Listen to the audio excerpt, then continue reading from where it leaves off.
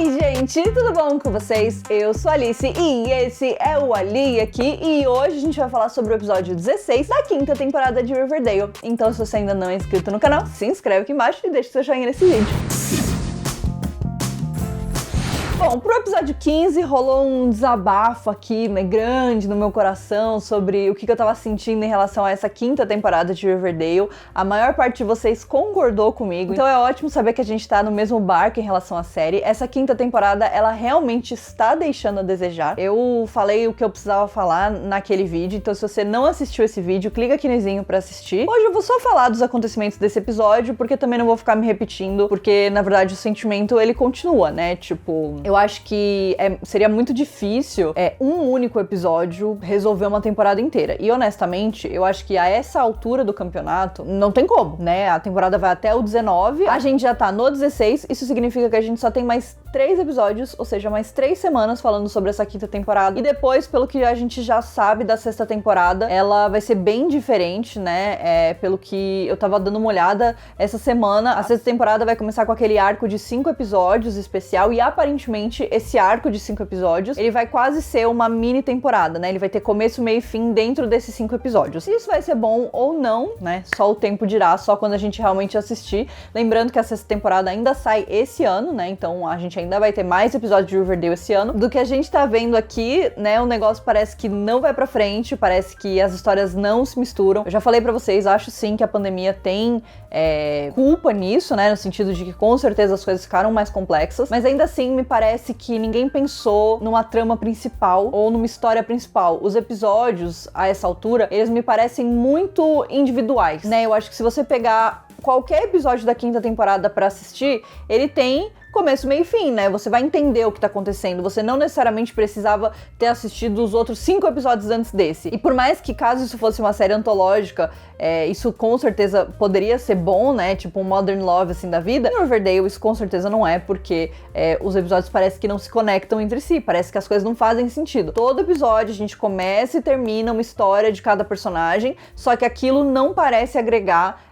no geral da temporada. E esse episódio 16 me mostrou exatamente isso. Então aqui a gente tem 3 linhas temporais principais, né? Na verdade, 3 histórias que a gente vai seguir. A primeira delas é a do Art. Eu confesso que eu tô gostando dessa história do Art em relação ao exército, mas eu não gostei da forma com que foi feita nesse episódio. Porque a gente teve toda aquela construção dos traumas do Art, dele tá vendo, né, os soldados que caíram e tudo mais, e que ele falhou com esses soldados. Isso é uma coisa 100% Art, né, de se fazer, então acho que é 100% dentro do personagem. E aí nesse episódio ele descobre que o ex-general dele estaria se aposentando e receberia honras, né, medalhas de honra ao mérito e tudo mais. E o Art ficou revoltado com isso, porque ele acha que o cara não merece, porque o cara colocou eles numa missão suicida e enfim, vários motivos. Então ele decide ir atrás do cara. Eu achei que foi uma jornada bastante emocional, né, no sentido de que o Art revisitou esses momentos do passado, revisitou essas pessoas que eram os familiares dos soldados que estavam no batalhão dele e que morreram, né, sob o comando dele, e que com certeza não é uma coisa fácil, tanto pra ele quanto pros familiares, né, de terem que encarar essa pessoa. Me pareceu tudo muito corrido, me pareceu tudo muito acelerado, né? Eu acho que essa linha, né, essa história que a gente tava tendo, ela poderia ter começado 4 episódios atrás, né? Porque esse general, ele apareceu faz muito tempo. Então, a gente poderia ter começado a falar sobre isso,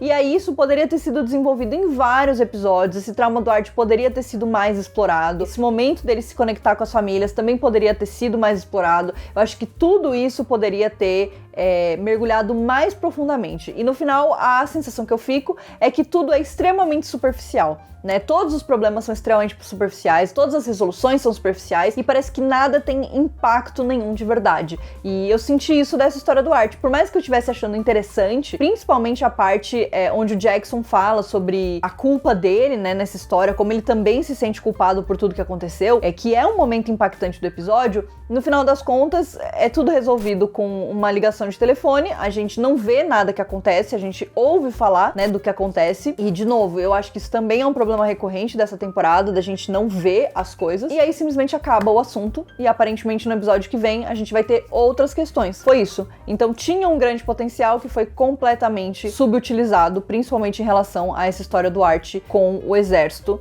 E eu acho que existem N assuntos diferentes que você pode desenvolver em relação ao exército, e eu nem digo que a gente precisaria estar lá no campo de batalha, porque eu entendo que isso com certeza é muito complexo, é um cenário diferente, é uma coisa que eles precisam montar, né, toda de uma vez. Então, obviamente não precisaria ser tudo lá, mas de repente a gente ter visto mais desse momento do tribunal, dessa decisão, do que deu certo, do que não deu, da gente ficar angustiado de verdade com essa decisão que precisava ser tomada, com essa escolha, com qual seria o veredito, se seria pro bem ou se seria, né, pro mal. Então assim, né, acabou a história e você fica tipo, legal. Foi isso. Outra pessoa que tá passando pela mesma situação é a Verônica. Eu sinto que a gente fica dando volta, né, em círculos. Eu já falei isso várias vezes. Eu tava gostando muito, muito é uma palavra forte. Eu tava gostando mais quando a gente tava vendo mais da história da Verônica, quando ela era da Bolsa de Valores, né, quando ela era a She-Wolf de Wall Street e tudo mais. Eu acho que isso é uma coisa extremamente Verônica, né, então todo esse negócio dela de investimentos, de tentar arranjar os clientes, essa parceria dela com o Red, né, e ele mostrando que ele é capaz. Tudo isso eu acho que tava uma dinâmica super legal. Acho, inclusive, que poderia ter alguma história dentro disso, né? Eu acho que, de repente, ela poderia passar por um antigo cliente dela e aí poderia dar alguma treta em relação a isso. Enfim, qualquer coisa desse tipo. Mas aí acontece o quê? Ela volta pro drama do Hiram e do Chad. O Chad, tudo bem, ele tava desaparecido há alguns episódios e ele é marido dela, né? Mas também me parece extremamente jogado, sabe? Depois de muitos episódios onde a gente sequer ouviu falar o nome do cara, de repente o cara aparece e aí tem todo um rolê ali entre eles e tudo mais e tal. E aí a Verônica se vinga dele e do pai dela. Foi um momento legal do episódio, né? Onde ela chega e conta a verdade pra ele e ele fica todo bravo, né? Ele é bem esquerdomacho, assim, reagindo ao fato de que uma mulher foi capaz de passar por cima dele e tal, então ele fica revoltado nessa cena. Aí a gente traz de volta o acidente de helicóptero também, que até então tava completamente esquecido. Então a gente vai puxando esses detalhes, só que a gente passou mais de 10 episódios sem sequer falar disso, né? Então isso me parece muito estranho, isso me soa muito estranho. O Hiram tava lá na dele, sabe? Ele e a Verônica estavam de boa e ela continua cutucando o cara, continua indo lá e cutucando o cara. Eu entendo que existe, né, esse elemento do Hiram que a gente tem que acabar indo atrás e tudo mais, mas eu não quero mais comprar essa história, né? Eu não quero mais isso, eu não quero mais essa história do Hiram. E no começo do vídeo eu falei que eram 3, na verdade são 4, porque a gente tem a Cheryl. Foi tão interessante que eu até esqueci o que aconteceu, coitada. A Cheryl nesse episódio junto com o Kevin. Eu nem sei, gente, eu nem sei. Eu fico muito frustrada mesmo, porque eu gosto dos personagens, acho que a série tem potencial e simplesmente parece que a gente fica nadando nas mesmas coisas. E essa história da Cheryl e do Kevin é como se a gente tivesse voltado lá pra segunda, pra terceira temporada. Então a Cheryl tá meio descompensada, né? No começo, tipo, achei legal, só que aí você pensa, tá, ela vai bater de frente com a Penélope de novo, então é mais uma história reciclada. Não existe nada de novo, né? Não chega nada de diferente, não chega um estímulo diferente. Quando teve, que era a Minerva, eles subutilizaram pra caramba isso, mandaram a menina embora logo, então tudo fica mais do mesmo, né? Tudo fica mais do mesmo, tudo se repete, tudo é igual, a Cheryl tá ficando meio doida, e aí eles usam o Jason pra justificar essas loucuras da Cheryl, e aí o Kevin inventa de fazer mágica, e eu não sei, gente, eu fiquei até incomodada com isso, tipo, com essa coisa deles estarem enganando as pessoas que acreditam ali na santidade da Cheryl, fazendo truques de mágica, né, segundo o Kevin. Então eu achei bem qualquer coisa essa história. E aí no final tem aquela cena das abelhas, que sinceramente, qual que é a justificativa? O que isso adiciona na história da Cheryl? Faz sentido ou é simplesmente uma cena pra ser uma cena épica, Cheryl apertando as abelhas e falando, eu sou a rainha das abelhas, tipo... Pra quê? Qual que é o sentido disso?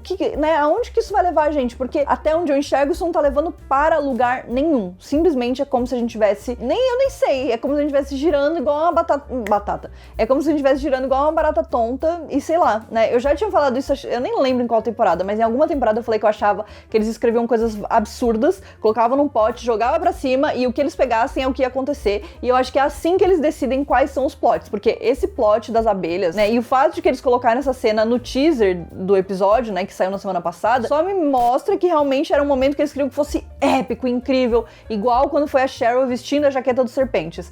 e não, né? E só foi um momento meio tosco, um pouco vergonha alheia, e depois a Cheryl falando que ela acha que ela pode ser uma santa, que ela pode ser santificada e tal. Eu fiquei tipo, de novo, essa história, a Cheryl não pode ter uma história normal, né? Tipo assim, não pode seguir um caminho normal sem essas coisas muito loucas, tipo, e o Kevin, coitado, voltou a ser um coadjuvante do coadjuvante. É difícil. E já que eu falei de serpentes, vou falar brevemente, né? Uma hora que o Jug tava saindo do Pops, apareceu um menino, passou com uma jaqueta de serpentes, e eu fico me perguntando, cadê? Por que a gente não tem mais os serpentes? Quem é que achou que seria uma boa ideia tirar os serpentes? Por que a gente não traz de volta, né, essa dinâmica? Parece que isso é um grupo de pessoas que simplesmente é tirado e colocado de acordo com o que é interessante pra eles, só que simplesmente não faz sentido, né? Então, tipo assim, tinha todo um negócio, o legado da família do Jughead, porque todo mundo foi serpente, porque o pai dele e tal, e aí...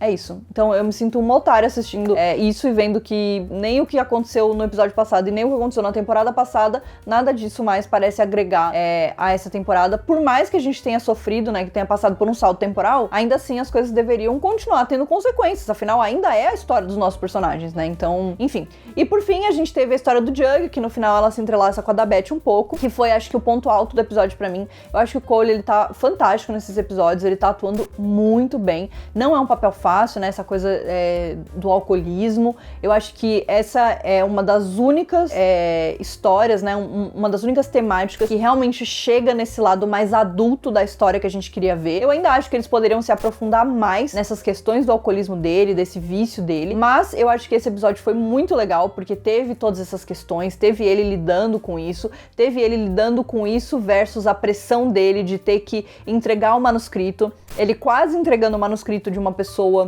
né, um plágio, né, fraudando ali um manuscrito. Achei legal que no final ele acabou dando pra trás e falou que não era o manuscrito dele, mesmo que isso significasse que ele fosse perder, né, o agente dele e, enfim, qualquer prospecção de ser um autor. Mas ainda assim, depois a gente tem um discurso da Tabitha que eu acho que amarra muito bem com isso, dela falando que o mais importante é a sobriedade dele, é a saúde dele, isso é a única coisa, o resto depois a gente vê, porque realmente o alcoolismo não é um assunto fácil, né, não é uma questão fácil, é uma doença. Então assim, eu achei que foi muito interessante, acho que é realmente a única parte do episódio que me leva pra um lado mais adulto, mais maduro, que é o que esse salto temporal quis trazer, né, e pelo menos tinha prometido que traria. E a conversa do Jug com a Beth sentados na mesa dentro do bunker, né, que eles estão ali conversando e o Jug tá enchendo a cara e tudo mais. Eu achei muito boa essa cena, acho que foi a minha cena favorita do episódio. Os dois claramente estão ferrados da cabeça, né, a admissão da Beth de que ela não sabe ser uma pessoa normal, ela não sabe se comportar como uma pessoa normal, ela não sabe viver uma vida normal, ela fica procurando essas coisas esquisitas, né, ela fica se jogando de cabeça em coisas estranhas e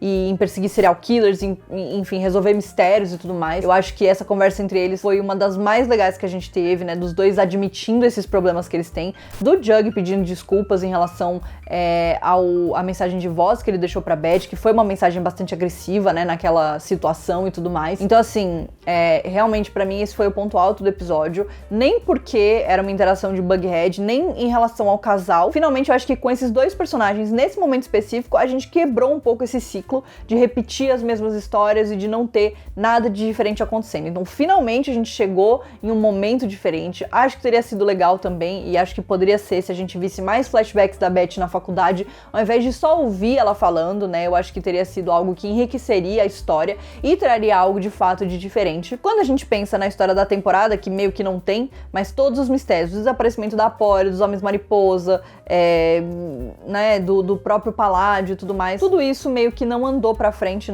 nesse episódio, né, foi mencionado, mas ficou meio que por isso mesmo. Então, de novo, esse episódio, pra mim, ele funciona como um episódio individual, mas dentro de uma temporada, ele me parece que não adiciona quase nada.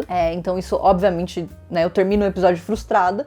E aí, óbvio, a gente vê a Tabitha, que continua sendo a melhor personagem. Ela é a melhor personagem de longe dessa temporada. Ela é a única personagem que parece ser coerente, que parece saber o que ela tá falando, que tem sentido no que ela faz. Então ela vai enfrentar, né, confrontar a Beth em relação ao que a Beth tá fazendo, de ir lá na rodovia, tentar achar os caminhoneiros. E aí as duas decidem ir. e o Jug termina narrando, falando que algo de muito trágico aconteceu. E aí, então, agora a gente vai caminhar pros 3 últimos episódios. O episódio 18 vai ser um episódio musical. Eu não sei se eu já tinha falado disso no vídeo anterior, não me lembro, mas vai ser o episódio musical. E pelo que eu li da sinopse, né, desse episódio, ele vai ser um delírio, né, um sonho da Alice. Mais uma vez, eu sinto que esse episódio ele vai funcionar bem individualmente, mas dentro da temporada ele não vai funcionar. Ele vai ser solto de todos os problemas. No episódio que vem, aparentemente, a gente vai ter a volta dos Homens-Mariposa, o Art vai ficar preso lá nas minas da Cheryl e tudo mais, então vai ter uns dramas e tal, mas eu confesso que, assim, expectativas estão baixíssimas pra esses últimos 3 episódios. Acho que o episódio musical pode ser bom individualmente falando,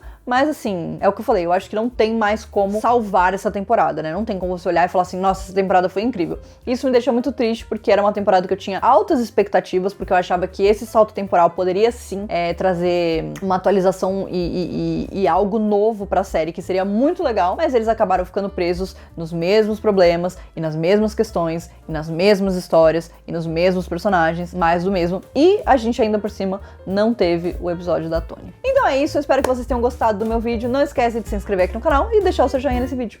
Tchau!